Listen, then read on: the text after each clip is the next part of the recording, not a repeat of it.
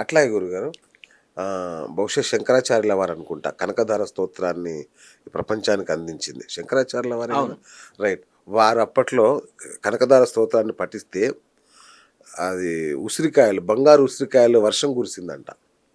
అవును. నేను అవును. రోజు చదువుతున్నాను గురుగారు. ఆ! కనీసం చింతపిక్కలు గూడా రావట్లేదు.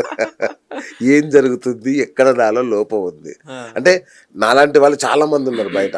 ఇదే గాదు రకరకాల మృత్యుంజయ మంత్రం అని, హ్మ్. అపమృత్యు దోషం కోసం ఇట్లా ఎన్నో మంత్రాలు చదువుతుంటారు. ఎందుకు ఫలించట్లేదు మాకు? మాకెందుకు మామూలు ఉసిరికాయలు గూడా రావట్లేదు. ఎందుకు? మంచి ప్రశ్న. అంటే ప్రేక్షకులు తిట్టుకోకండి. మీకోసమే ఈ కష్టమంతా.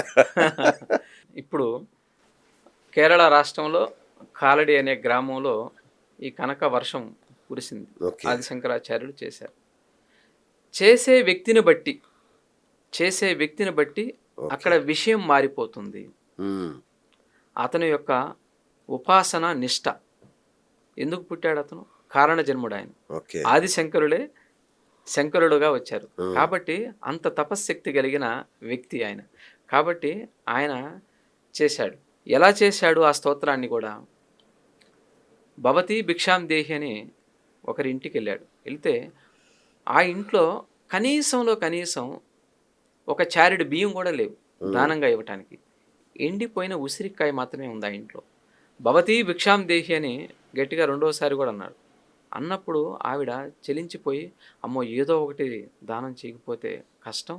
బయట శంకరాచార్యులు గారు ఉన్నారు. ఎవరో భిక్షువులున్నారని వచ్చి ఆమె భయంతోటి పాపం కొంగు ఇలా సరిచేసుకుంటూ వచ్చి ఉన్న ఉసిరికాయ ఆయన ఒళ్ళో ఏస్తుంది. అప్పుడు శంకరాచార్యులు గారికి తెలీదండి ఆమె ఎంతటి దారిద్ర్యంలో ఉందో. కాబట్టి ఒక్కసారి ఆమె యొక్క కర్మను పరిశీలించాడు.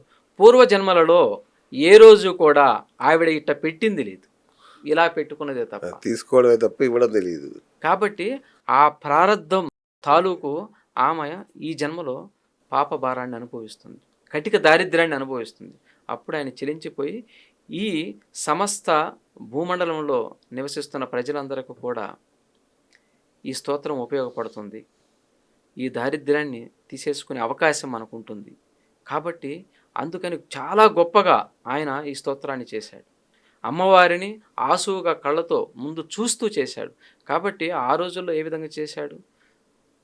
చాలా ఆర్తిగా ఆవిడ యొక్క దారిద్ర్యాన్ని తీసేయాలని చేశాడు. అందులో మీకు మచ్చుక్కి ఒక 2 శ్లోకాలు ప్లీజ్. వినిపిస్తాను. ప్లీజ్.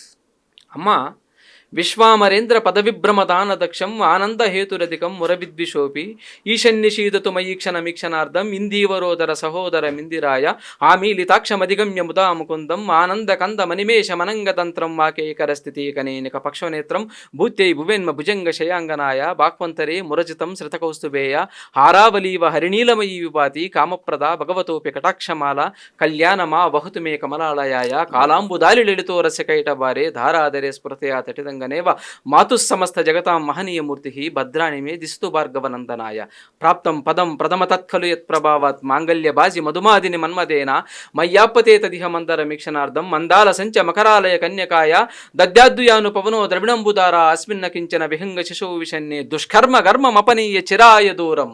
బాబా. అమ్మా నా కర్మలన్నింటినీ కూడా ఆవిడ కర్మలన్నింటిని కూడా దూరం చేసి ఓకే.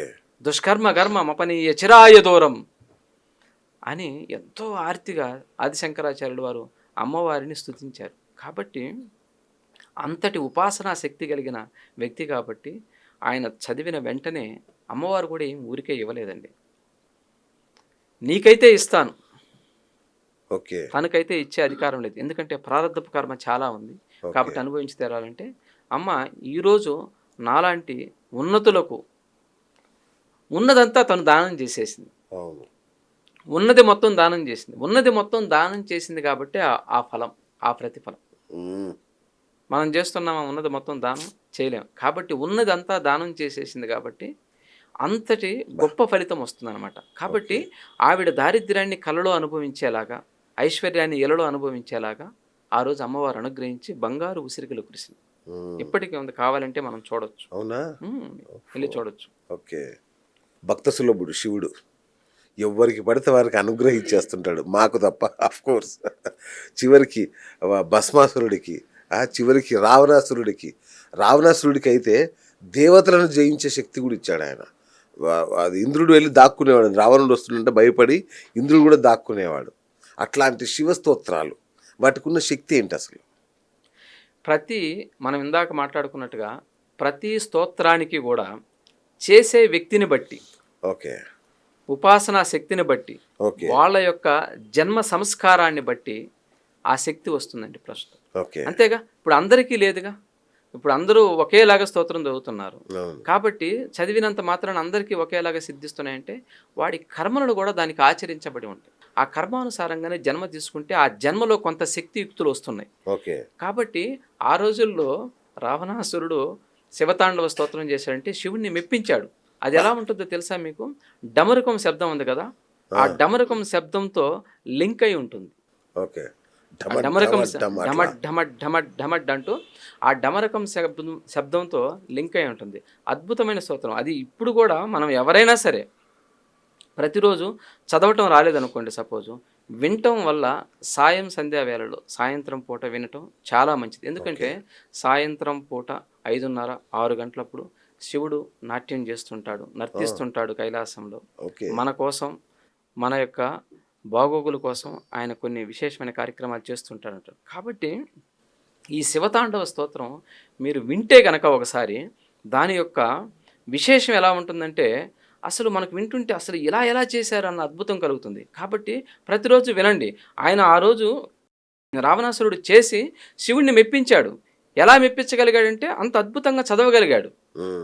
దాంట్లో పొందిక, అరమరిక, ఆ అరమరిక ఎలా ఉంటుందంటే జటాటవీగలజ్జల ప్రవాహ పావిత స్థలే గలేవలభ్యలంబితం భుజంగతుంగమాలికం డమడ్ డమడ్ డమడ్ డమడ్ డమడ్ నినాదవడ్డమర్వయం చకారచండ తాండవం తనోతు శివశివం జటాకటాహ సంభ్రమభ్రమన్నిలింప నిర్జరి విలోల వీచి వల్లరి విరాజమాన మూర్ధని దగద్ దగద్ దగద్ దగజ్జొలల్లలాట పట్ట పావకే కిషోర చంద్రశేఖరే రతి ప్రతిక్షణం మమ.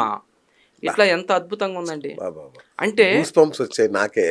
కాబట్టి అవి ఆ శక్తి, ఆ ఒక చదువుతున్న మంత్రానికి కానీ ఆ స్తోత్రానికి కానీ ఒకలాంటి శక్తి ఆటోమేటిక్గా ఉంటుందండి.